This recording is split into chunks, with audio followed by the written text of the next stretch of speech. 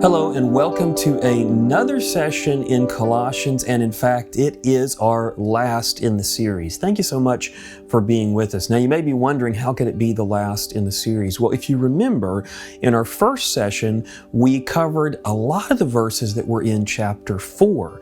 And so now that we've come to chapter 4, we only really have 2 verses left in that chapter. And so those 2, which are a brilliant way to end, are what we're going to look at today. And those 2 verses deal with something that's kind of close to my heart, so to speak.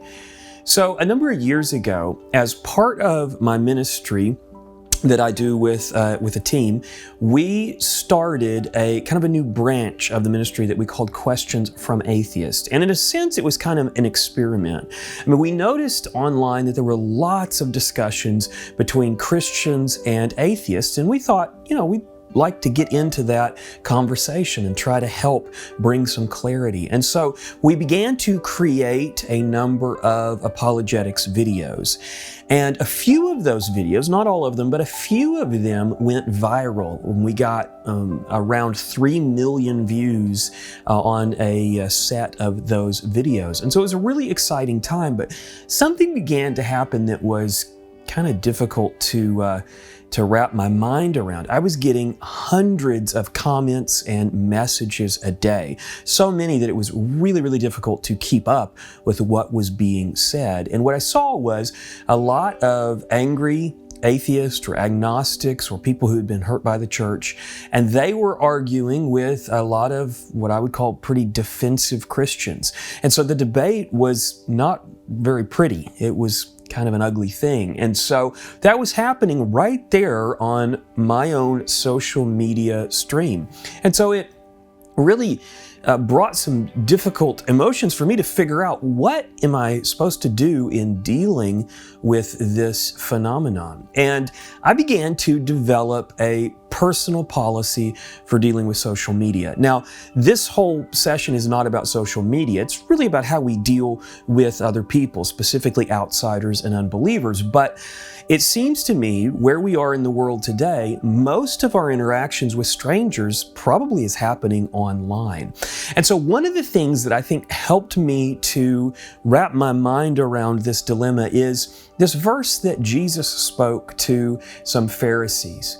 He said, "You refuse to come to me that you may have life." And that's John 5:40.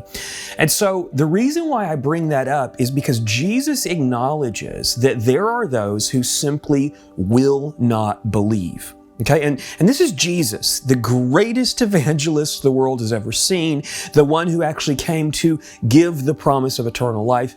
And there were those that listened and they just weren't convinced. They even saw him do miracles, and they weren't convinced. They refused to come to him. They refused to believe. And so if Jesus experienced that phenomenon, then so will we. There are going to be those that we come in contact with that no matter what we do, they are simply not going to believe.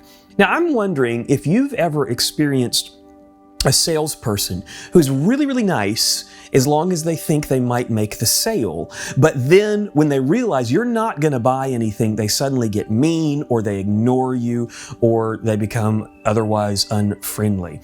It's very tempting to do that as Christians, isn't it? When we realize that as we're trying to invest in somebody, we're trying to share our faith, it's really tempting to be like that not so nice salesman once we realize that somebody may not ever believe. Now, we don't really know. Someone could turn on a dime suddenly and believe, but there are those people out there that seem like they may never believe. And in this time for me, when I was doing Questions from Atheists, I developed this policy that I was going to be kind no matter what people said to me.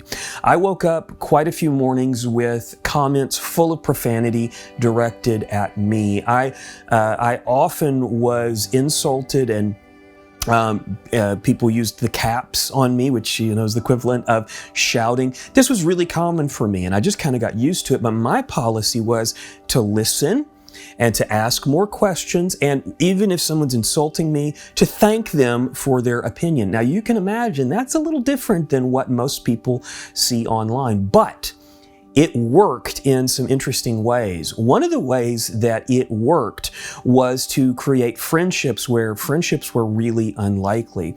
So for instance, I still to this day, even though I'm not really doing questions from atheists anymore, to this day, I still have a number of atheist friends from that time that I made online because of this policy.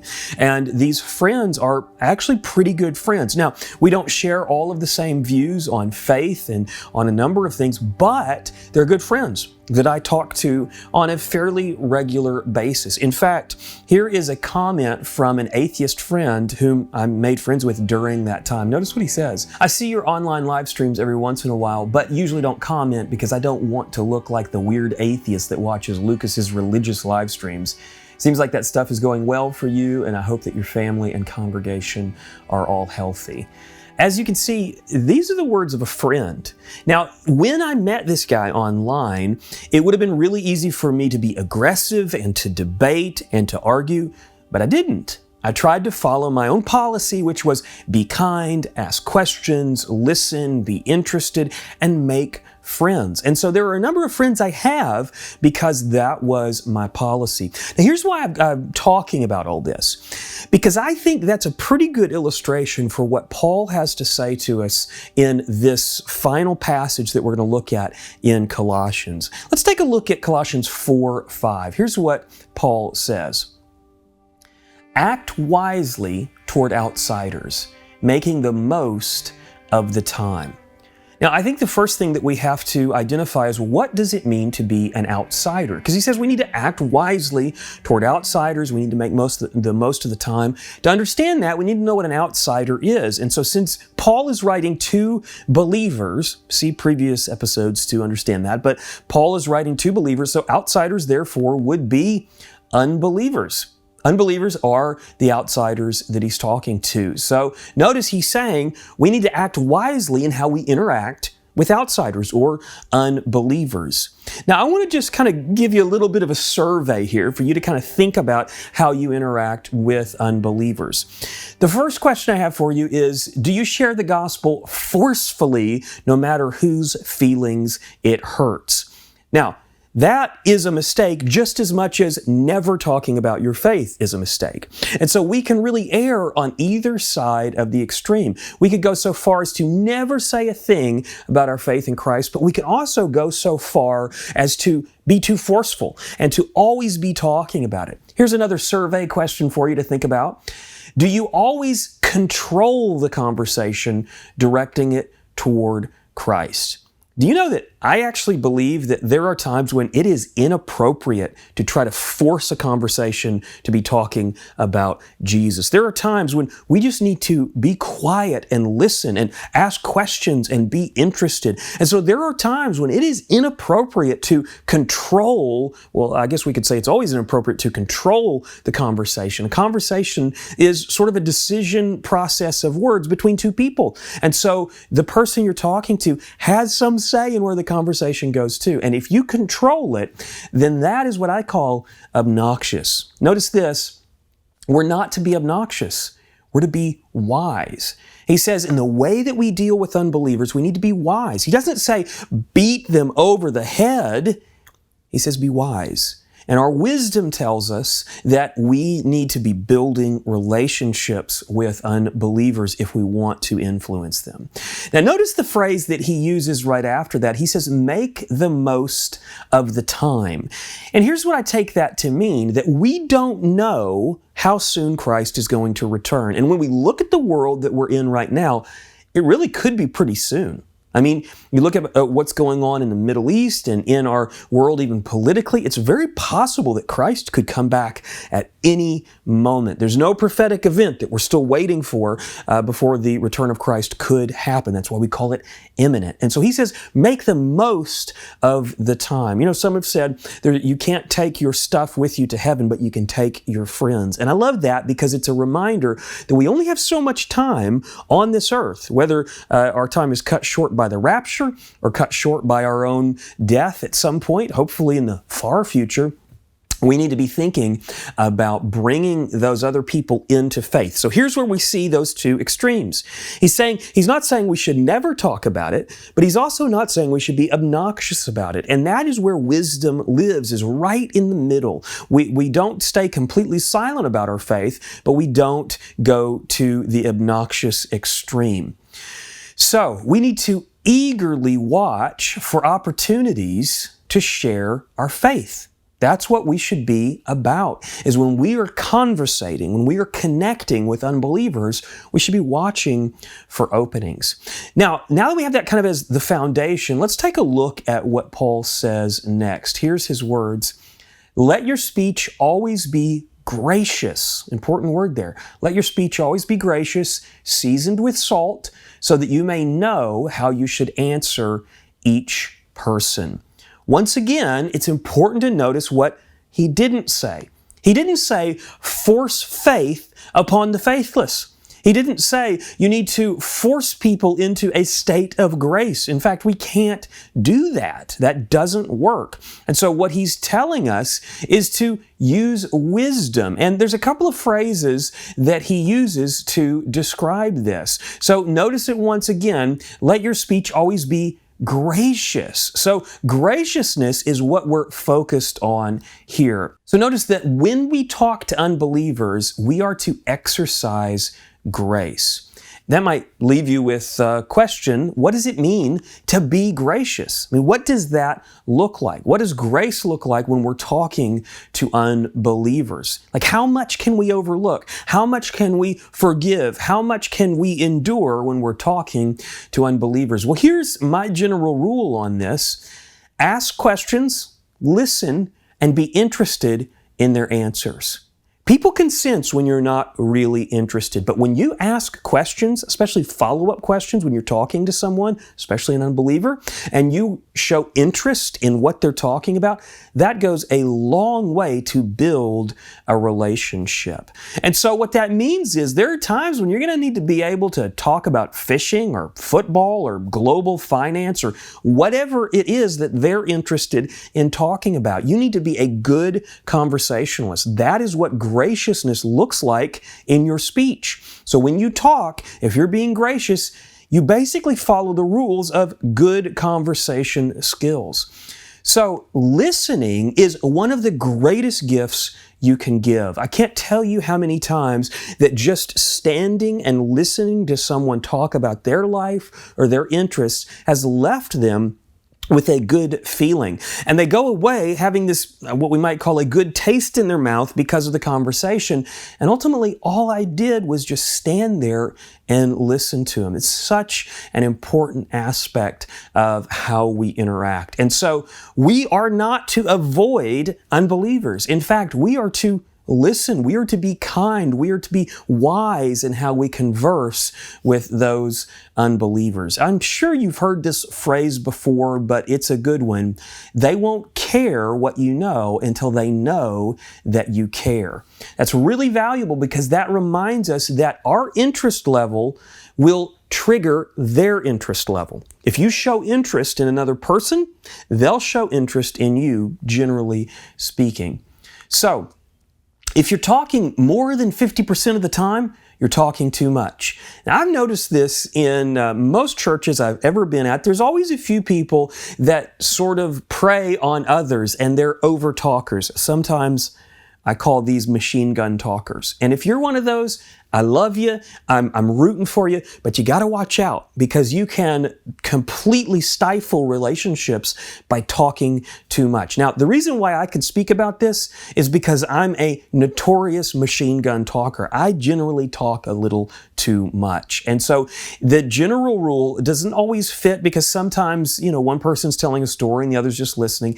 But in the kind of the overarching scheme of your conversations, if you're talking more than half the time, then you're probably bulldozing people in conversation. Now, I want to tell you a phrase that I often use. This is often coming out of my mouth when I realize that I'm talking too much.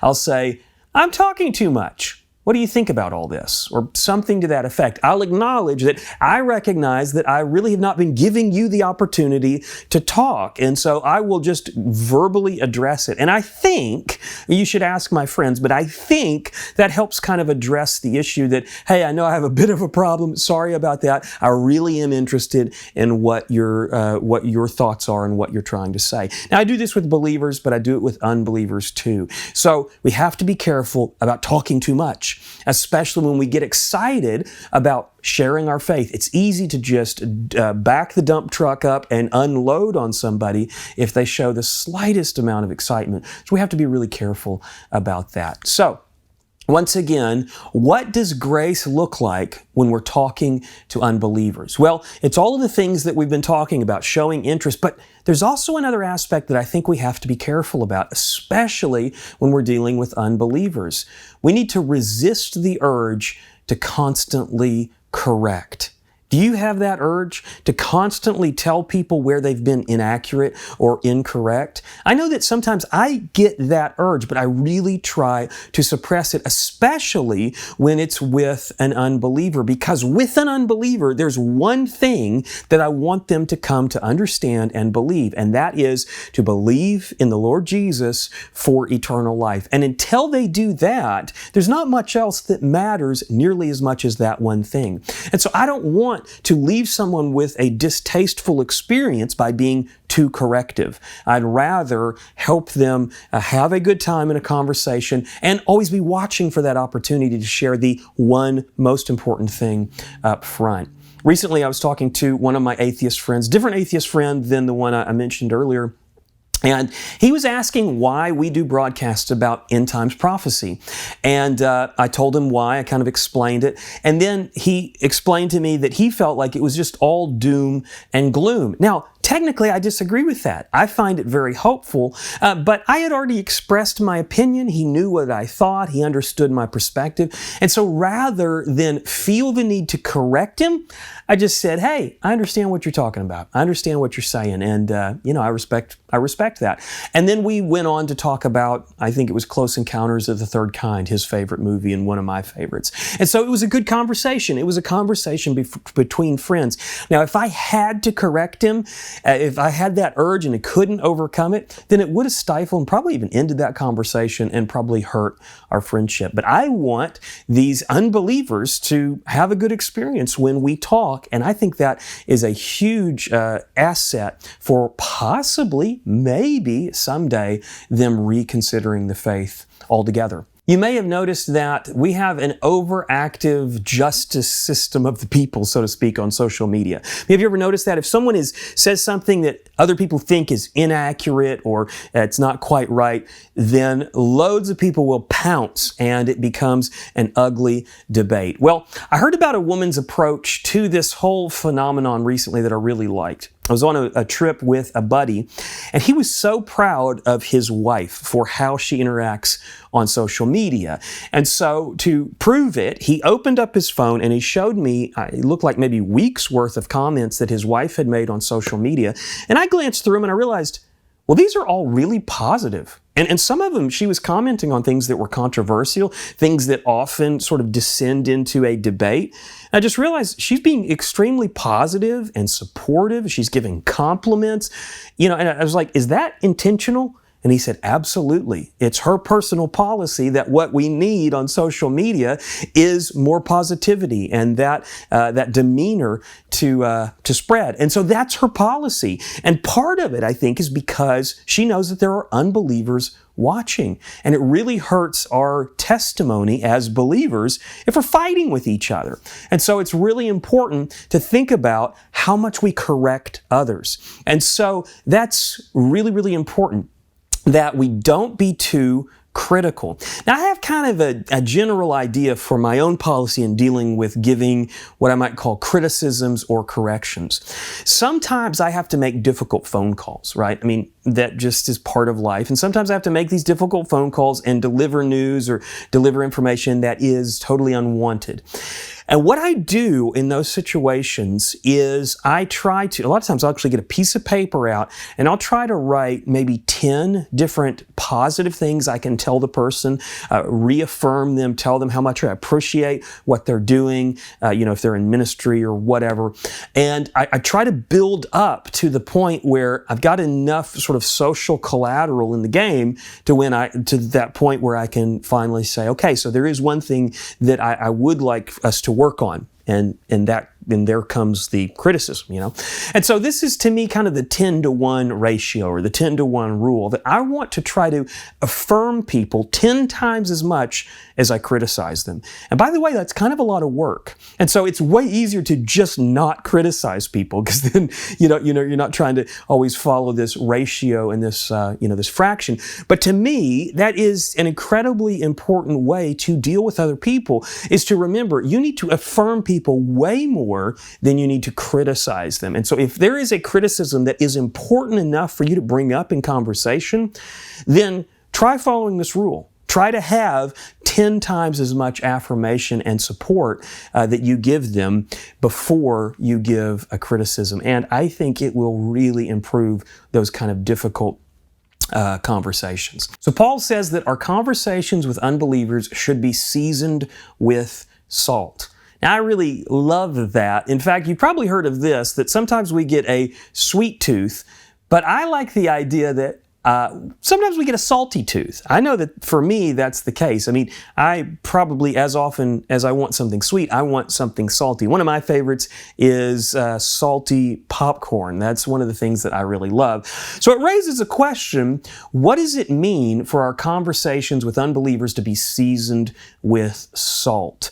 Well, one of the things about popcorn is that a little salty popcorn makes you want more. And I think this is the first rule of conversations seasoned with salt. Our conversations should leave a good taste in their mouth. Should be something that's actually what we could call tasty. Our conversations should figuratively or metaphorically be tasty to the other person. Now that takes some work, doesn't it? That's something we have to consciously work at, to be part of conversations that the other person likes. Now remember, we're talking about unbelievers. And so what we're ultimately saying here is that an unbeliever should find it pleasant to talk to you. Now, I'm just wondering, does that challenge you? I mean, that kind of challenges me when I think about some of my interactions with unbelievers and strangers, people that are unaffiliated with the faith. Do I leave them with a pleasant feeling? Is it fun for an unbeliever to talk to me? I think that's what Paul is saying. It should be salty. It should be pleasant. It should be tasteful. It should be tasty. And so, how do we do this? I mean, how do we craft conversations that are tasty, that are something that people enjoy and want to really come back to? Well, I think we've already answered partly, and it's this. We need to be asking questions. We need to be listening. We need to be interested in their answers. If you talk the whole time, we've already covered this, but if you talk the whole time, that's not all that much fun for the person that you're talking to. So even though you have got the living water, the saving message, and you want to tell them about your faith, it's actually pretty important that you build a good, interesting, and fun conversation about sometimes just things that they want to talk about. Now, I would say, but wait, there's more. It's more than just listening. Here's another thing that I think we have to be aware of. It's this: a little salt is great, but too much and you'll ruin the dish.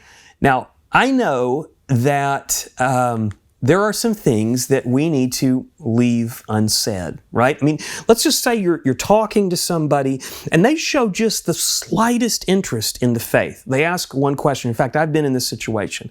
They ask one question and then I get all excited and I just start unloading. I start telling all kinds of things, from the virgin birth to the return of Christ. I mean, and everything in between. And you sort of see their eyes glass over and it's too much. They feel overwhelmed. I've had that happen more than once. And so what that reminds me is that we need to do a little at a time. I mean, that's how you do salt, right? A little, see how it goes, a little more if you need a little bit more. And so we need to leave some things unsaid. Let me just illustrate this with Let's imagine that there's a girl, and she hears that this certain boy likes her.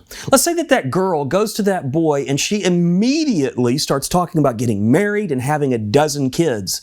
That's too much, too soon. Now, they may both be thinking about it if it's unsaid, but once it's said, it can feel a little overwhelming. Another analogy for this would be this phrase that we use, don't ruin the movie. What do we mean by ruin the movie? We mean tell the end.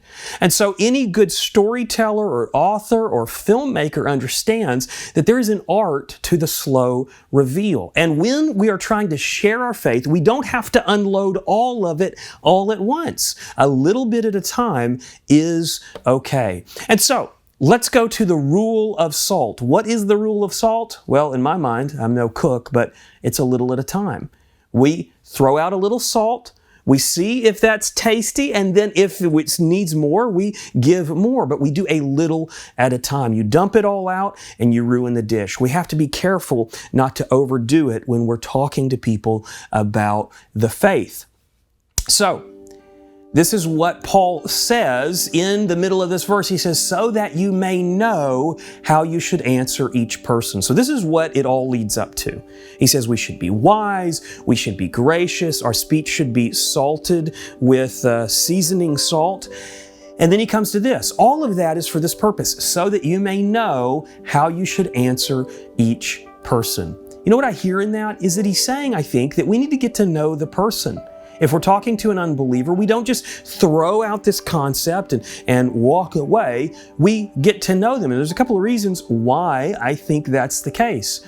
He's implying that we ask questions and listen so that we know their circumstances. Because you notice he says that we need to know about what kind of answers they need. That implies that we're going to know something about them. And how do you get to know somebody? You ask questions, you listen to their answers, and you show interest. But notice what else the verse says. It says that we will give an answer. Do you know that it's not an answer unless there's a question asked? So this is implying that it's okay to wait for a question to be asked. It's okay to let the conversation go at the pace it wants to go at. And then if we show interest in that person, then at some point, hopefully they'll reciprocate by asking questions of us. And so that's a great way to be thinking about the conversations that we have with unbelievers. Here's how I like to say it. We should spark interest instead of fiery insistence. Do you insist on forcing your faith on other people, or do you spark interest? Do you give a little bit and let that person ask about what you may mean by that? So here's our bottom line, our final bottom line for this series. Here's what I believe Paul's saying. Be gracious to the faithless, and you'll get a chance to share your faith and grace with them. Well, thank you so much for being with me during this series. It's been a lot of fun for me. You can watch out for future series that we'll do through freegrace.in. Thank you so much. I look forward to seeing you next time.